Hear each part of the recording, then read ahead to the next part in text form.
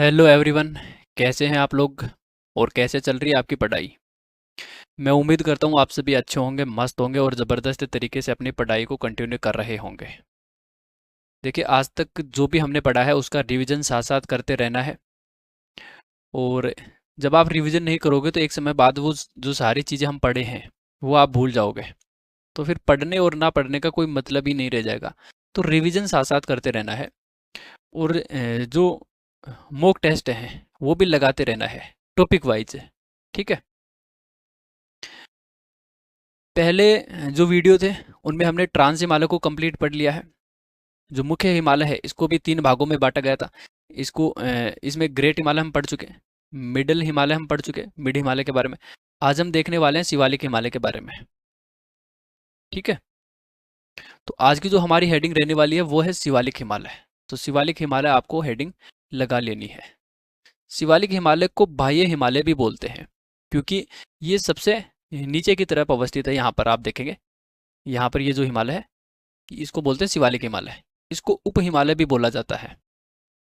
तो शिवालिक हिमालय का निर्माण आपको ध्यान में रखना है, ये निर्माण इंपॉर्टेंट है। ट्रांस हिमालय, ग्रेट हिमालय और मिड हिमालय, इन तीनों का निर्माण एक ही प्रकार से हुआ है, और वो था टेथिस सागर के अवसादों के वलन से। ठीक है। जब इंडियन प्लेट यूरेशियन प्लेट से टकराई तब जो टेथिस सागर थे उसके अवसादों का वलन हुआ। तो ट्रांस हिमालय, ग्रेट हिमालय और मिड हिमालय का निर्माण होता गया अलग अलग युग में। लेकिन शिवालिक का जो निर्माण है वो अलग प्रकार से हुआ है। तो शिवालिक का निर्माण आपको ध्यान में रखना है। शिवालिक का निर्माण कैसे हुआ है? प्लायोसीन काल में। ए, थोड़ा सा पहले इसको समझ लेते हैं। जैसे नया पेज हमने ले लिया, ये है हमारा ग्रेट हिमालय और ये है हमारा मिड हिमालय। तो ग्रेट हिमालय और मिड हिमालय से जो नदियां निकल करके आई, यहाँ पर कुछ नदियां निकल करके आई, यहाँ से कुछ नदियां निकल करके आई, तो वो अपने साथ अवसाद लेकर के आई। तो इस प्रकार से इन्होंने अवसाद जमा कर दिया। ठीक है। चूंकि हम जानते हैं कि जो हमारी इंडियन प्लेट है, ठीक, वो यूरेशियन प्लेट के साथ टक्कर की उसने। इंडियन प्लेट ने यूरेशियन प्लेट के साथ टक्कर की, तो इंडियन प्लेट नीचे धंस गई और ये टेथिस सागर के जो अवसादों का वलन हुआ। तो ट्रांस हिमालय, फिर ग्रेट हिमालय, फिर मिड हिमालय का निर्माण हुआ। ठीक है। इसी क्रम में जब इंडियन प्लेट ने और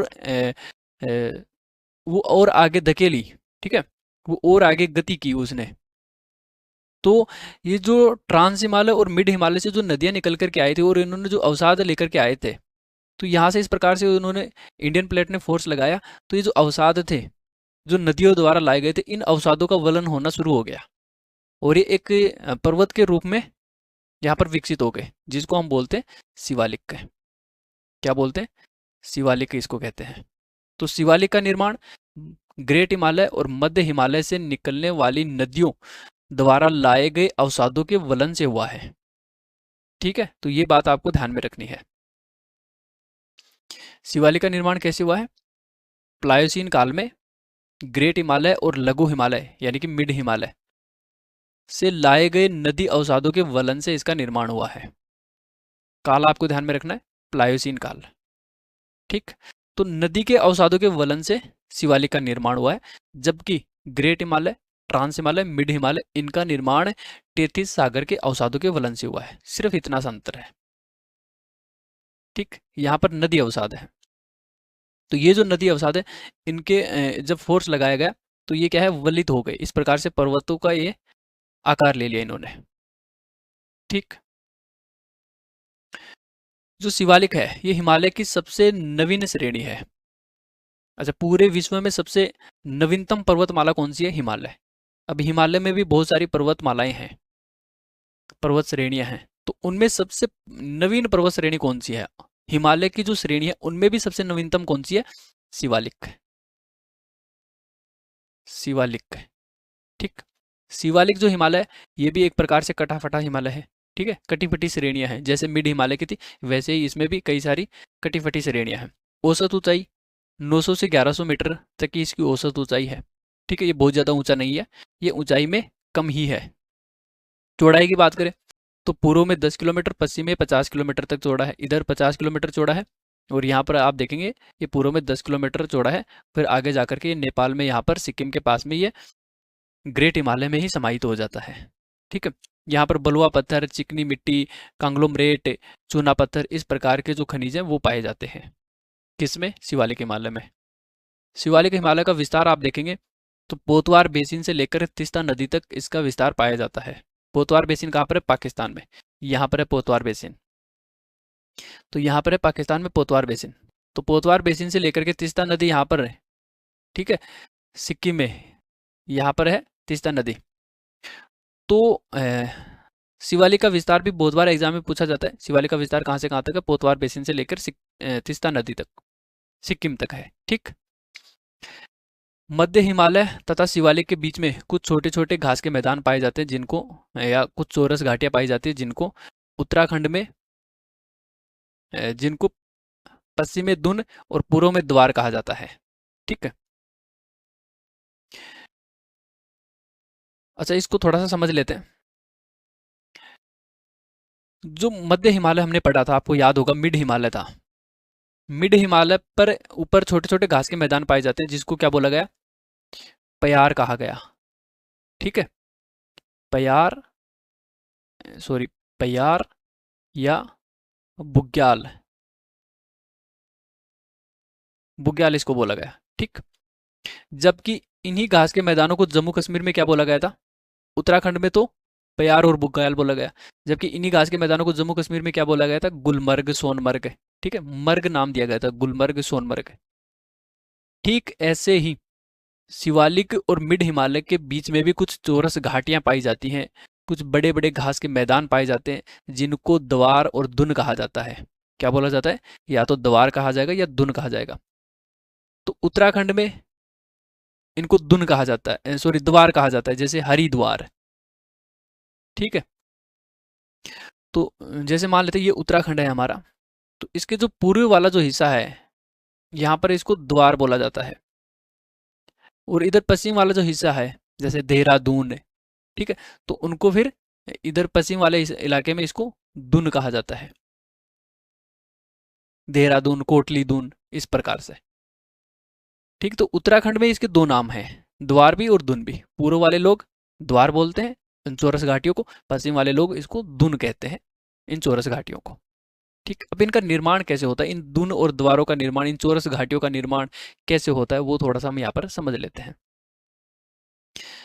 देखिए, ये कोई पर्वत है, ठीक है, यहाँ पर चित्र में एक पर्वत है, यहाँ से एक नदी प्रवाहित होकर के आई इस प्रकार से, और नदी के मार्ग में पर्वत आ गया, तो यहाँ पर ये पानी पूरा इकट्ठा हो गया, ठीक है। यहाँ पर पानी इकट्ठा होता रहेगा, वो धीरे धीरे यहाँ पर पानी का लेवल बढ़ेगा, और एक समय ऐसा आएगा कि ये जो पानी है इस पर्वत के ऊपर से जाएगा, ठीक है। जब इसको कहीं रास्ता नहीं मिलेगा तो ये इकट्ठा होता रहेगा, लेकिन जब ये पूरा भर जाएगा तो ये पर्वत के ऊपर से जाने लगेगा, और धीरे धीरे ये कटाव करता रहेगा, और कटाव करके ये अपना रास्ता बना लेगा, और ये पूरा एक समय ऐसा आएगा कि ये जो पूरा यहाँ पर इकट्ठा हुआ पानी है वो निकल जाएगा आगे, ठीक है, धीरे धीरे पूरा निकल जाएगा पर्वत को काट करके।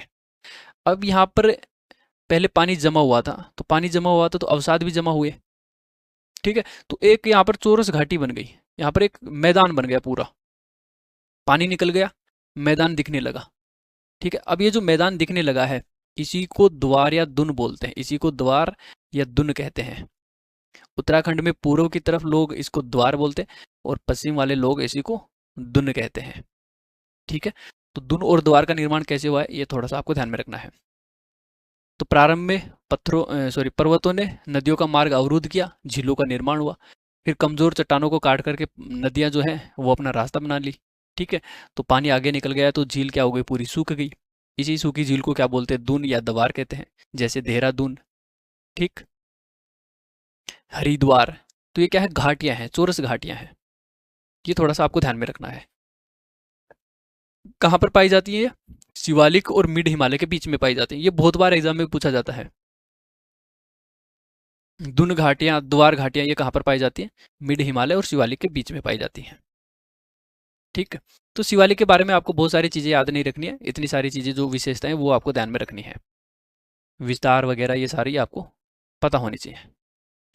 अब जो हिमालय की पर्वत श्रेणी है, जैसे ट्रांस हिमालय है, सबसे पहले ट्रांस हिमालय, फिर उसके बाद ग्रेट हिमालय, फिर मिड हिमालय, फिर शिवालिक, तो ये जो हिमालय की श्रेणियां हैं, जो पर्वतमालाएं हैं, ठीक है, जो पर्वत श्रृंखलाएं हैं, इनमें क्या है, यहाँ पर घाटियां पाई जाती हैं, गहरी घाटियां पाई जाती हैं, जिनको बाउंड्री बोलते हैं। इनके बीच में गहरी घाटियां पाई जाती है, जिनको बाउंड्री कहा जाता है। तो ये बाउंड्रीज भी आपको ध्यान में रखनी है कि कौन से पर्वत श्रेणी के बीच में कौन सी बाउंड्री पाई जाती है। जैसे ट्रांस हिमालय और रेड कर लेते हैं इसको, ट्रांस हिमालय और ग्रेट हिमालय के बीच में ये जो घाटी पाई जाती है, इसको हम बोलते हैं Indus Tsangpo suture zone, ITSZ इसको कहा जाता है। इस घाटी को क्या बोला जाता है? ITSZ, Indus Tsangpo suture zone.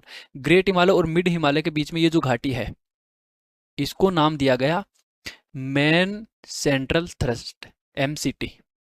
ठीक, मिड हिमालय और शिवालिक के बीच में ये जो घाटी है, इसको नाम दिया गया मेन बाउंड्री थ्रस्ट, MBT। और शिवालिक और जो उत्तर भारत का विशाल मैदान है, यहाँ पर पहले बहुत गहरी घाटी हुआ करती थी। ठीक है, तो शिवालिक के आगे ये जो घाटी, गहरी घाटी है, इसको हम बोलते हैं हिमालयन फ्रंटल फॉल्ट है, HFF इसको कहा जाता है। तो ये घाटियाँ आपको ध्यान में रखनी है, ये बहुत बार एग्जाम में पूछी गई है कि कौन सी घाटी किन पर्वतमालाओं के बीच में पाई जाती है। इसी का यहाँ पर चित्र दिया गया है। यहाँ पर है हमारा ट्रांस हिमालय, यहाँ पर ये है ग्रेट हिमालय, फिर ये वाला जो है ये मिड हिमालय है, फिर ये येलो कलर का है ये शिवालिक है, और यहाँ पर उत्तर भारत का विशाल मैदान है। ठीक, अब ट्रांस हिमालय और ग्रेट हिमालय के बीच में यहाँ पर ये जो घाटी है, इसको बोलते हैं इंडस सांगपो सुचर जोन, इसको कहा गया है। ग्रेट हिमालय और मिड हिमालय के बीच में ये जो घाटी है ब्लैक कलर वाली, इसको बोला गया मेन सेंट्रल थ्रस्ट कहा गया। मिड हिमालय और शिवालिक के बीच में ये जो गहरी घाटी है, इसको कहा गया मेन बाउंड्री थ्रस्ट। शिवालिक और जो उत्तर भारत का विशाल मैदान है, इसके बीच यहाँ पर पहले जो गहरी घाटी थी, अब तो ये समतल हो चुकी है पूरी, अभी आपको दिखाई नहीं देगी। ठीक है, अब इसमें नदियों ने अवसाद जमा कर दिया और इसको पूरा समतल कर दिया, और यहाँ पर एक मैदान का निर्माण हो चुका है। पहले यहाँ पर गहरी घाटी थी, तो उसको हम बोलते हैं हिमालयन फ्रंटल फॉल्ट है। तो ये 3 बाउंड्री है, 3 गहरी घाटियां हैं, जिनको आपको ध्यान में रखना है। इन्हीं गहरी घाटियों को बाउंड्रीज बोला जाता है। ठीक है, तो इंडस सांगपो सूचर जोन, इसी में जो ब्रह्मपुत्र नदी है वो प्रवाहित होती है, इसी घाटी में प्रवाहित होती है, इसी में सिंधु नदी प्रवाहित होती है। ठीक है, तो ये बाउंड्रीज आपको ध्यान रहेंगे, ज़्यादा इनमें दिमाग लगाने की जरूरत नहीं है, सीधे फैक्ट हैं, आपको याद होने चाहिए। तो ये चीज़ समझ में आई, शिवालिक के बारे में बेसिक चीज़ें हमने पढ़ चुके हैं, और हमने जो हिमालय की पर्वत श्रृंखलाएं उनके बारे में, जो उनके बीच में जो बाउंड्री पाई जाती है, वो भी हमने यहाँ पर समझ लिया। अब देखिए, जो हिमालय है वो लगातार उसकी ऊंचाई बढ़ रही है। हिमालय स्टिल राइजिंग, हिमालय अभी भी मतलब ऊपर उठ रहा है। ठीक है, और ये 5 सेंटीमीटर पर ईयर की हिसाब से वो ऊपर उठ रहा है, उसकी ऊंचाई बढ़ रही है। इसके पीछे कारण ये है कि ये जो इंडियन प्लेट है, इंडियन ऑस्ट्रेलियन जो प्लेट है, यहाँ पर ये दिख रही होगी आपको, ये अलग से। ठीक, रेड कर लेते हैं यार इसको। यहाँ पर ये जो प्लेट है पूरी, ये पूरी जो प्लेट है, ये यहाँ पर इस प्रकार से आगे धक्का मारी है यूरेशियन प्लेट के। तो जब ऊपर की तरफ यूरेशियन प्लेट है, तो यूरेशियन प्लेट के धक्का मारेगी इंडियन प्लेट है, तो क्या होगा, इंडियन प्लेट नीचे की तरफ छेपित होगी, यूरेशियन प्लेट के नीचे वो चली जाएगी, और यूरेशियन प्लेट थोड़ी सी मुड़ने लगेगी, धीरे धीरे मुड़ने लगेगी। तो जैसे जैसे वो धीरे धीरे मुड़ेगी, तो जो पर्वत है वो धीरे धीरे ऊपर उठने लगेगा। तो आज भी हिमालय धीरे धीरे ऊपर उठ रहा है, आज भी हिमालय ऊपर की तरफ गति कर रहा है, और 5 सेंटीमीटर पर ईयर के हिसाब से वो गति कर रहा है। इसका एक ही कारण है कि भारतीय प्लेट और यूरेशियन प्लेट, भारतीय प्लेट का यूरेशियन प्लेट के नीचे छेपण होना इसका प्रमुख कारण है। जब भारतीय plate, Indian plate Eurasian plate के नीचे छेपित हो गई, ठीक है, जैसे इस प्रकार से, तो ये तो है यूरेशियन प्लेट और ये है इंडियन प्लेट। तो इंडियन प्लेट जब यूरेशियन प्लेट के नीचे जाएगी, छेपित होगी, तो जो यूरेशियन प्लेट है वो रगड़ करके ऐसे धीरे धीरे ऊपर उठने लगेगी। ठीक है, तो 5 सेंटीमीटर पर ईयर के हिसाब से वो ऊपर उठ रही है। अब हम नदन माउंटेन कॉम्प्लेक्स पढ़ रहे थे, उसमें ट्रांस हिमालय हम कवर कर चुके हैं, हिमालय पूरा पढ़ लिया है, ग्रेट हिमालय, मिड हिमालय, शिवालिक, ये सारी चीज़ हम पढ़ चुके हैं। पूर्वांचल हिमालय इसको हम बाद में पढ़ेंगे। ठीक है, इससे पहले पूर्वांचल हिमालय को पढ़ने से पहले हम पूरे हिमालय का ऊर्ध्वाधर विभाजन देखेंगे। ये तो क्या था, ये तो सॉरी ऊर्ध्वाधर विभाजन हम पढ़ चुके हैं, पूरा ऊर्ध्वाधर विभाजन पढ़ चुके हैं। देखिए ऊर्ध्वाधर विभाजन मतलब ये ट्रांस हिमालय हम पढ़ लिया है, फिर ग्रेट हिमालय पढ़ लिया, फिर मिड हिमालय पढ़ लिया, शिवालिक पढ़ लिया। तो ऊपर की तरफ ये ऊपर से नीचे की तरफ ये जो विभाजन था ये हम कवर कर चुके हैं। अब हम क्या करेंगे, जो वर्टिकल है, सॉरी हॉरिजॉन्टल है, ठीक, वर्टिकल हम पढ़ चुके हैं, हॉरिजॉन्टल जो क्लासिफिकेशन है वो हम पढ़ने वाले हैं, क्षैतिज विभाजन हम पढ़ने वाले हैं। तो हिमालय का क्षैतिज विभाजन करेंगे, हिमालय का प्रादेशिक विभाजन करेंगे। तो हिमालय को इस प्रकार से बांट करके पढ़ेंगे, ठीक है। तो हिमालय को पश्चिम हिमालय और पूर्व हिमालय में बांटेंगे। तो वेस्टर्न हिमालय और ईस्टर्न हिमालय ये क्या है, इसको थोड़ा सा समझ लेते हैं। जैसे हिमालय यहाँ पर है सिंधु गोर्ज, हिमालय सिंधु गोर्ज से लेकर के ब्रह्मपुत्र गोर्ज तक है, पूरा हिमालय है ये। अब इसको यहाँ पर एक नदी प्रवाहित होती है नेपाल की सीमा पर, नेपाल और उत्तराखंड के बॉर्डर पर यहाँ पर एक नदी प्रवाहित होती है जिसको हम बोलते हैं काली नदी। तो काली नदी से इधर पश्चिम की तरफ वाला जो हिमालय इसको हम बोलते हैं पश्चिम हिमालय, और काली नदी से पूर्व की तरफ जो हिमालय इसको हम बोलते हैं पूर्वी हिमालय, ठीक है। तो पश्चिम हिमालय और पूर्वी हिमालय के बीच में विभाजन करने वाली रेखा कौन सी है, काली नदी। ये इंपॉर्टेंट है, पूछा जाता है एग्जाम में। पश्चिमी हिमालय कहाँ से कहाँ तक है ये भी पूछा जाता है एग्जाम में, सिंधु नदी से लेकर के काली नदी तक, यानी कि इंडस रिवर से लेकर के काली नदी तक। काली नदी किसकी सहायक नदी है, सरयू या शारदा की सहायक नदी है काली नदी, जो कि उत्तराखंड और नेपाल के बॉर्डर पर प्रवाहित होती है। पूर्वी हिमालय ये काली नदी से ब्रह्मपुत्र नदी तक पूर्वी हिमालय है। अब इनकी विशेषताएं हम देख लेते हैं कि पूर्वी हिमालय और पश्चिमी हिमालय की विशेषता क्या रही हैं। इन विशेषताओं को थोड़ा सा यहाँ पर देख लेते हैं, ठीक है। बाकी प्रादेशिक विभाजन को हम कल देखेंगे। तो ये थोड़ी विशेषता देकर के आज के इस पूरे चैप्टर को यहाँ पर एंड करते हैं, क्लास को एंड करते हैं, ठीक। तो पश्चिमी हिमालय और पूर्वी हिमालय में थोड़ा विभाजन देख लेते हैं। पश्चिमी हिमालय को आप देखेंगे तो यहाँ पर पश्चिमी हिमालय, थोड़ा सा मैप यहाँ पर फिर से ले लेते हैं। ये वाला जो हिमालय है, ये वाला हिमालय, यहाँ पर चौड़ाई ज़्यादा है, हिमालय की चौड़ाई क्या है, ज़्यादा है, हिमालय की ऊंचाई कम है। और इधर आप देखेंगे पूर्व की तरफ, यहाँ पर चौड़ाई कम है, ऊंचाई ज़्यादा है, ठीक है। तो जितना ज़्यादा होगा ऊंचा उतना ही ढाल तीव्र होगा, यहाँ पर कम ऊंचा होगा तो ढाल कम तीव्र होगा। तो ये एक डिफरेंस पाया जाता है।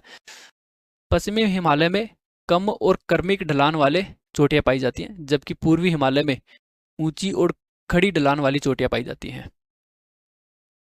ठीक। पश्चिमी हिमालय की सर्वोच्च चोटी आप देखेंगे तो यहाँ की सर्वोच्च चोटी कौन सी है, गोडविन ऑस्टिन है। पूर्वी हिमालय की सर्वोच्च चोटी कौन सी है, माउंट एवरेस्ट है।